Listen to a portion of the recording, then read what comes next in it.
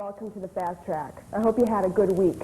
There's a film that's being released this week in the Detroit metro area called The Evil Dead. It was released about 3 weeks ago in New York to marvelous reviews.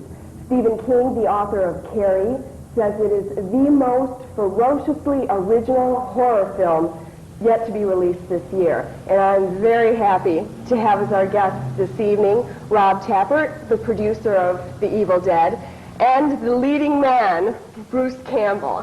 Thanks for joining us. Thanks for letting us be here. Thank you. You're welcome. We've got some stills that I want to show right off because, Bruce, this is going to ruin your image if it isn't yet. It's okay, I have no image to ruin yet, so don't worry about it. The first one, it's been used quite a bit in your publicity pieces. Yeah, because it's so pretty, you mean? Yeah, it's gorgeous. It's gorgeous. That picture represents a scene during the climax of the film, where the main fight between the last zombies is taking place, and I'm being dragged across the floor at this point. Now, I understand that the blood dripping from you is actually a marvelous mixture of Caro syrup, instant coffee, and a lot of cornstarch. Food coloring. How many barrels of this did you go through? Ooh, gallons. Yeah, probably 200 to 300 gallons. We were in Tennessee when we originally started filming. We bought all the Caro syrup and all the red food coloring in the entire town of Morristown, Tennessee. Now, in Morristown, that might not be a lot, but we bought them out. It's really an interesting mixture. You have to get the right elements or it starts to look too fake, and we couldn't just buy 50 gallons of stage blood. First of all, it doesn't look good enough, and we weren't really into getting, cow's blood or something that, we wanted something that was theatrical because the Caro syrup will stay. It's good for continuity. It'll dry, all you have to do is spray it again, and it'll come right back to living life, so you're all set. You actually did the shooting of this motion picture it began November 1979, right, for approximately, 3 months in Morristown? Yeah, it was 3 months in Morristown. Then we got everything we needed to shoot down in the cabin in Tennessee. We came back up here and shot some outdoor stuff in May, and then in August started 3 months of special effects, stop-motion special effects in a studio here in town. So it was a very long process of filming. There's a great deal of special effects in the film that just take a long time to do. So we had... Yes. The next still that we've got, this is one of the ladies, I don't know if you can tell her, it is Ellen Sandweiss, who portrays what in the movie? She plays my sister in the film, and she is the first one to get possessed. She's also one of the most horrible demons in the film. At this point, she has to be locked in the cellar. There's a short little cellar with it's got a chain to keep it shut, thank goodness. She gets it first, and she stays in the cellar to torment the ones who are not possessed for a while until somebody else becomes possessed. Then we have 2 zombies basically harassing people. And it gets to be more. There's a total of 5 kids, so there's plenty more zombies yet to go. She provides a nice comic relief to the movie. She keeps coming out and mimicking what's being said in that, so she provides a certain amount of horrific comedy relief in the Right, she's mimicking the actors in the film. Speaking about comedy relief, as I mentioned to you, a friend of mine who had seen the film in New York called me immediately upon getting home and said, you have to see this film, and he described the audience reaction. And he said that even though you're watching the screen and you know that this is a horror film of the utmost, there is an element of comedy where the audience, they get scared, they get frightened, but then they just kind of sit back and go, and almost a chuckle. He said quite a few times there was just a chuckle that just kind of waved over the audience in terms of comic relief. Did you work at that? Well, I think anytime you get to such excesses, it starts to get into the area of fantasy and absurdity. We not only had red blood, but we had black blood, we had white blood, we had turquoise blood, because the monsters, we didn't want to confine them just to one color of blood, so that immediately gets it out of the normal realm of reality that we know it. And once you get out of that, I think you can relax a little bit, because I don't think Sam had in mind when he wrote the screenplay that he really wanted to bother people, because it's not a killer on the loose movie. The Evil Dead is it's a monster movie, whereby you can't really relate to it 100%, so it doesn't really hit as close to home as some like Killer on the Looses, that sort of thing. Rob, whose project did this begin as? It kind of began as a conglomerate, or a finishing up of what was originally a group of us who were making movies together. We'd run them on a college campus, and then we got evicted from where we were staying in college. Decided to... Can you blame them? No, I can't blame them. It's 5:30 in the morning, and we're dubbing movies to be shown the next night. But when we were tossed out, we decided, well, it's time to really take the big leap forward. Sam had written a short story, and we had talked to Bruce, who was back in Detroit, about the three of us going in, becoming partners, and trying to raise some money on it. And it was kind of a culmination of a lot of different things, and we said, let's go for a feature movie. And there was maybe 9 or 10 guys who we would make movies with, but the three of us were the only ones who said, okay, we're willing to really commit to it and go ahead and do it. At least at that point. At that particular point of starting it, we didn't have any overhead. We had relatively nothing to lose, and we wanted to combine everything that we had kind of learned and apply it.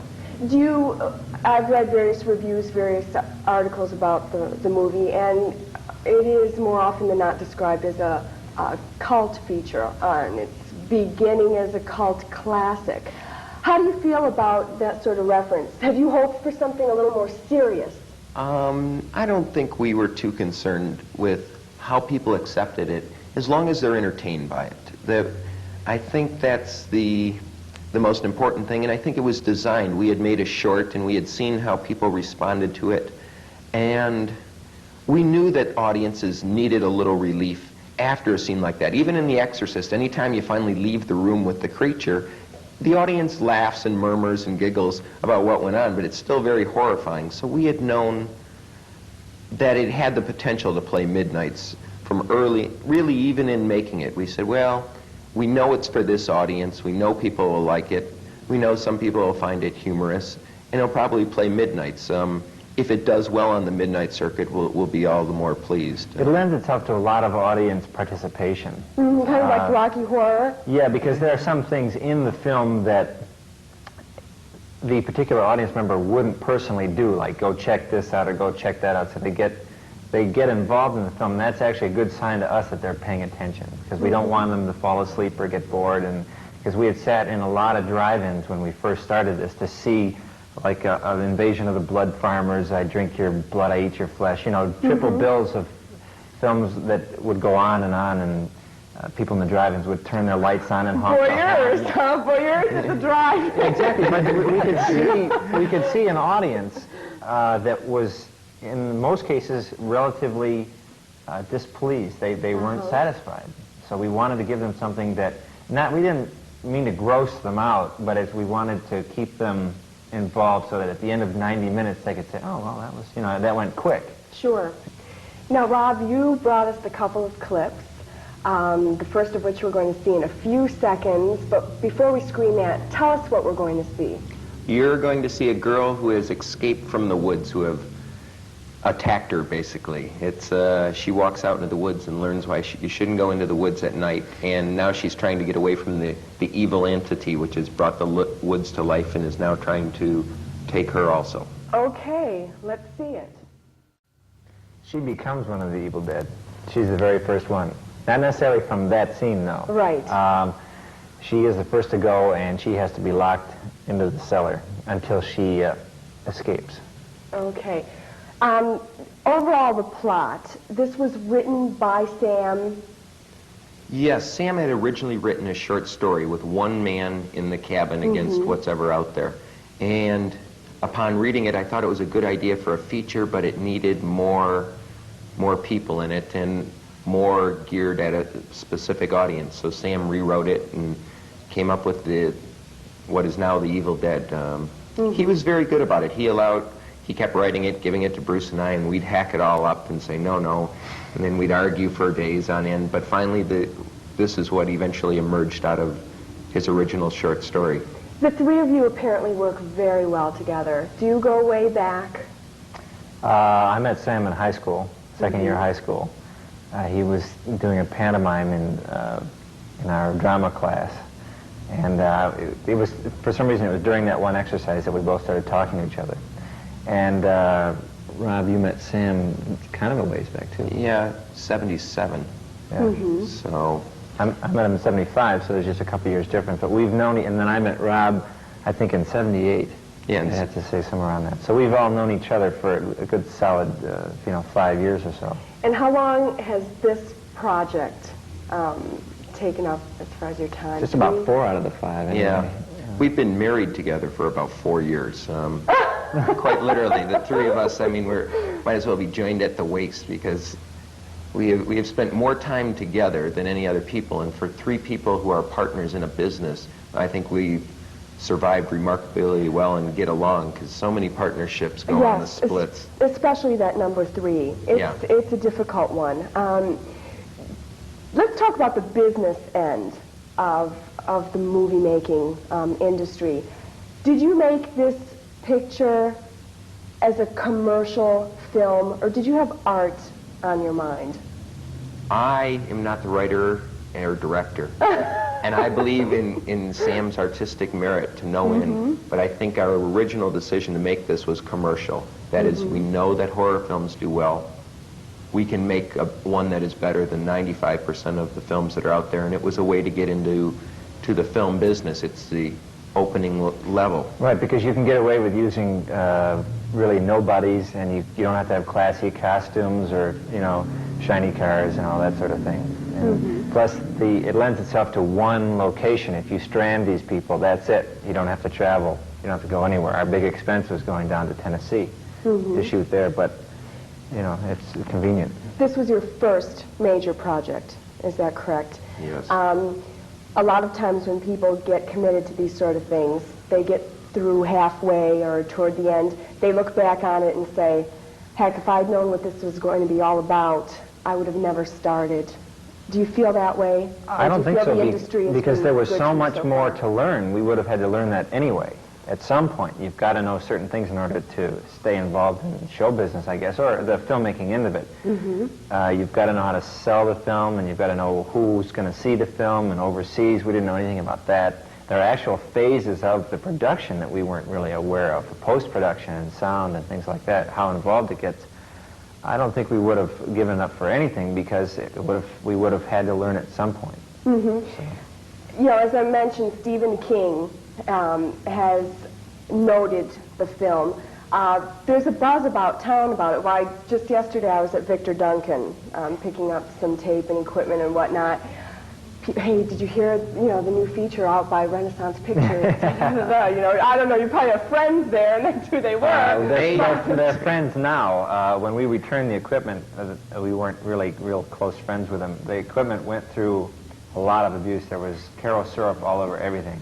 Really? Yeah, this was what was taken down to Tennessee? Yeah, and we brought it back to Victor Duncan, and they said, is this our camera, the same camera? We're friends now. But I guess we were pleased that people know about it. They banned us. They said, you will not rent equipment from us ever again unless you bring... And then they kind of went back on it after we pleaded. They said, okay, if you take a crew... Pleaded with a capital P. Yeah. Yes. And the capital green. Right. Sure. Exactly. Take people we say are okay to handle all the equipment, then we'll let you. We had a little accident. About 75 gallons of sticky Caro syrup got dumped on a camera when a special effect went wrong a little bit early, and that caused a great deal of heartache. Also, they took a camera apart, went to put it back together, nothing would fit back together, so they're saying, this is a $36,000 camera, you've ruined it, it won't go back together, what are you going to do about it? Well, we'll pay the $500 deductible on the insurance and that, so... That's about it. Yeah, they weren't too happy to see us. Now we're the best of friends. Good. You made the film for just under $500,000, which, it sounds like a lot of money, but if you're familiar with the film business, it's a drop in the bucket. There's a new breed of independent film producers that are coming along these past few years that have been making critically acclaimed motion pictures for that sort of budget. Would you like to think of yourself in with that breed? I mean, we're talking about John Sayles, you know, some of the others. Do you consider yourself in that category? There are certain similarities, I guess, is that when you're operating with such a low budget, you've really got to work hard, and I think somehow that reflects on the actual film, because there have been a lot of first efforts that are really out and out good films that are entertaining and exciting, but then when you get into the second and third, they have a little more money to play with. Sometimes maybe they relax, so I don't know. Being low budget is certainly a way of keeping you on your toes. And in the horror films, the classic horror film, Texas Chainsaw, Tobe Hooper's first film, George Romero's Night of the Living Dead, his first film, it seems like the first films of people tend to be more the classics than their subsequent film, because whatever dedication and energy they put into that first project that made it what it was, is they lose it on the second film. Hopefully we won't lose ours. The hungry look. Yeah, the hungry look. We had that for this project. You can't lose that. No. No. Who are some of your favorite filmmakers, contemporary or... Spielberg. Yeah? John Huston was great. Robert Weiss. There's filmmakers, there's thousands of them that I like even. Do you see anyone in particular that Sam has perhaps picked out and is perhaps influenced by more than others in terms of writing, directing? Oh, I think Sam is a fan of Spielberg. Yeah. Because of the amount of, he tries to get something really exciting and something that is special or out of the ordinary that you wouldn't normally see. Style-wise, I wouldn't do that to Sam and put him in any kind of category. I think Alfred Hitchcock. I think Hitchcock has been a big influence on mystery, not necessarily science fiction, but horror and that sort of a dark side of people's thoughts, I guess. Have you been film students all along, or is this something that you just wanted to do, and between the three of you, you pooled your resources, your talents, and you came up with this film? Some people, you know, go through the graduate school of film. They study different filmmakers, different techniques, different styles, and they still can't get it down on the celluloid. Did you approach it any differently, with maybe a little more spontaneity? Probably. None of us were in filmmaking. None of us took... Sam had one class in filmmaking. He was studying basically English literature and writing. Bruce was studying acting and then working back here in Detroit in commercial production, and I was studying economics up at school. And we kind of nicely filled in all the gaps the others had, so that worked very well. We were previous graduates of the Kodak School of Super 8, I think, because it's so cheap to make a Super 8 movie, but you can kind of fake a real movie because you can use scores from the best, the best movies, from Jaws and from Close Encounters, because they have the best music. They really do. And in Super 8, since you can't market it, you're just showing it to people, it's okay to use that music, and you can tell the same story in Super 8. And we raised the money based on a half-hour Super 8 movie, so as opposed to doing something in 16 where you're starting to get into some really serious costs. So that was really a background. You know, we shot, most of them have been slapstick comedies before. Toro. Stuff like that. You know, oh heck, I don't know, there have been war films, detective films. Sam made a feature-length film in Super 8 called It's Murder. It bombed. I was a projectionist with Sam on it and the ticket taker, and they said they were tough. The audience in that film, they did not laugh for the first 40 minutes of the movie. And it only lasted 41. Yeah, it was one of those things where you just couldn't get out of the theater fast enough. Bruce, I'm curious about you. You are an actor.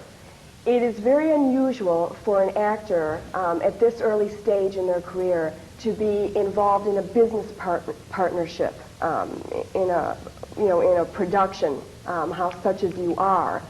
Do you find this is going to limit you in the future, or do you think it's more advantageous? It'll limit me in the sense that I guess if I am not out pounding on doors to get acting jobs, then I'll be making films. So from an acting point of view, I guess I'm not out playing that field quite as much. But in the same sense, being from Detroit, they really don't have auditions for feature films every 2 weeks, you know, as they do in the major cities, Los Angeles or New York. And it's kind of forced us, anyone who wants to make a feature film in Detroit, whether they're an actor or an electrician or whatever, they've got to be involved in it to the point where it comes out. So in order for me, I guess, to really promote acting, you got to be involved in the production of it. You're also more involved in the filmmaking, so maybe I can suggest to the sound editor, well, when my head's getting smashed against this wall, let's put a real good sound effect in there. As opposed to if I had just stopped in, so I would have said, gee, this is neat, how you doing all this stuff? Yeah. It's a lot more insight into it. It doesn't make me act any better. I guess that's up to me, but it's an interesting situation. Knowledge can't hurt. I don't think so, because I think that helps an actor be technically aware of what's going on, how to hit marks and how to do this, and so that in the cutting room, if they're involved in all the cutting, only on a suggestion level, they can see where their mistakes are. I mean, I can see where my glaring mistakes are all through the film, and the problem with film is that you're stuck. If you do something good, it's great forever. If you do something low budget, then you're stuck forever. It's fair. We've got another clip that I want the people to see. What are we going to catch now? What? This is the second clip. This is a scene where Bruce's girlfriend has been very bad to him the whole movie, and taunting him, and that as she has become possessed. Women, Yeah. And Bruce is finally, he has The been question unable is, to... did he deserve it? Did he deserve it? He was, yes, he probably did, but you never see it in the movie if he did or didn't. But he has decided to deal with her, and the only way that you can deal with the people who are with the in Evil Dead by the act of bodily dismemberment. So he finally gets it through his thick skull, then he's got to take care of this young lady. Okay, let's see it. Do we see more? Of that particular thing? Well, I don't think we can. I think the audience will accept what happens next. It's it's not something where they will say, okay, I'm leaving at that point. It's handled in such a way, so. Tastefully. Now, the film opened in New York. Yeah. Did you go to the opening? Yeah. Yes. What was going through your mind? I mean, this is the excitement of a lifetime. Really. I mean, isn't this what you opening in New York? I mean, it doesn't matter that it wasn't a 30-seat theater, which it wasn't. Well, it was sheer panic, and we had actually seen it in a theater with 3,000 people in Paris, and they were the best audience in the world. There's no theaters that large in New York. There was about 1,600 in the Rivoli on the opening night. It sold out all night. And at first it's sheer panic, and then you're just overjoyed as the movie goes on and the people are really into it. It was a blast. If you're doing a play or something, you're worried about whether the actors are going to trip over something, whether the props will be there. With a film, that's all taken care of for you, so that's it. You just have to worry if the projectionist is on his toes and all that stuff. Oh, incidentally, on behalf of Robert, myself, and Sam Raimi, and from everyone who worked on The Evil Dead, I would like to present you with an official I bled for The Evil Dead button, meaning that you put your time and effort into this wacky movie that's coming out. This is wonderful. Can I get a close-up of this? Here, I'm going to put it right Just to show here. that you bled for The Evil Dead. I bled for The Evil Dead. Isn't that great?